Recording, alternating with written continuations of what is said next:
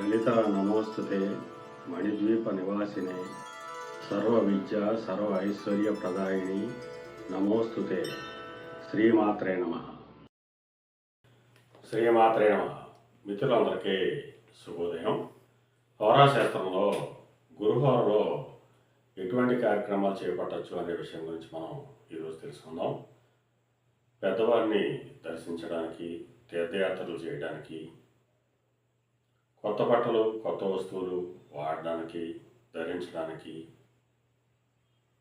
పిల్లల్ని ఉయ్యాల్లో వేయడానికి, సలహా సంప్రదింపులకి, ధనం నిల్వ చేయడానికి అంటే బీరువా ఇటువంటివి మంచి చేయడానికి కానీ, అలాగే కొత్తగా ఉద్యోగంలో జాయిన్ అవ్వడానికి కానీ, కొత్తగా పుస్తకాలను మంచి చేసుకోవడానికి కానీ, విద్యకు సంబంధించి ఏ విషయానికైనా కానీ ఈ గురువార చాలా ఉత్తమం.